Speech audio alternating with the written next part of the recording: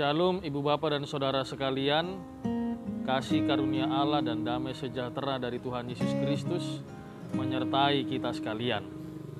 Renungan kita pada hari ini Sabtu tanggal 25 September 2021 diambil dari kitab Roma pasal 12 ayatnya yang ke-15.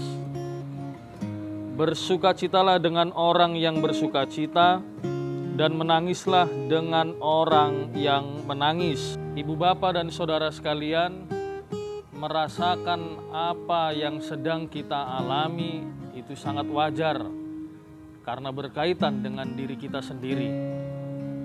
Berulang kali firman Tuhan selalu mengingatkan kita untuk tetap teguh di dalam iman kita ketika kita menjalani masa-masa yang kita hidupi, baik sukacita maupun pada saat kita sedang bergumul.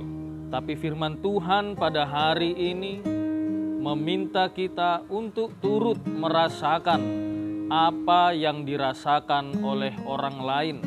Bersukacita dengan orang yang bersukacita dan menangis dengan orang yang menangis.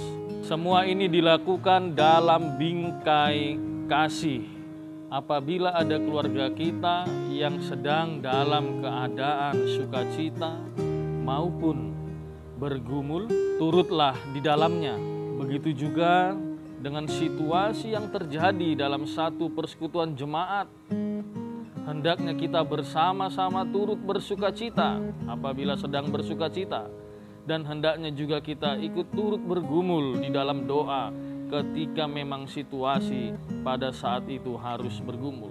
Begitu juga yang terjadi dengan tetangga kita. Dua situasi dan keadaan, menangis dan bersukacita, pasti akan kita hadapi dan pasti akan kita jalani. Sebab itu harus dilalui oleh setiap orang. Siapa yang tidak menginginkan hidup yang bahagia? Siapa yang tidak menginginkan suatu hidup yang berhasil? Tapi siapa yang dapat menghindar dari pergumulan? Siapa yang dapat mengelak dari berita duka cita? Semua itu memang harus terjadi dalam kehidupan kita. Sebab itulah yang akan menunjukkan kekuasaan Tuhan kepada kita. Semua itu akan datang silih berganti. Bahkan ada satu atau dua orang yang sudah ditentukan oleh Tuhan untuk mengalami kedua hal atau kedua situasi itu secara bersamaan. Pada saat itu sedang bersukacita, pada hari itu juga menerima kabar pergumulan atau kabar duka cita. Keturutsertaan kita pada situasi yang dialami oleh orang lain juga dapat menjadi berkat bagi mereka, dapat menjadi penguatan, bahkan menjadi motivasi bagi mereka. Pada saat bersukacita tidak sendirian, pada saat menangis juga tidak sendirian. Itulah kunci hidup yang di dalam kasih. Kiranya Tuhan memberkati dan melindungi kita. Amin. Mari kita berdoa. Ya Tuhan, kami mengucap syukur pada pagi hari ini. Terima kasih Tuhan, Engkau memberikan hari yang baru bagi kami.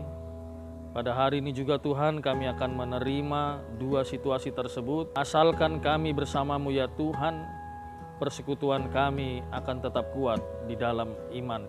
Terima kasih Tuhan Yesus Kristus. Kami mengucap syukur dan berdoa. Amin.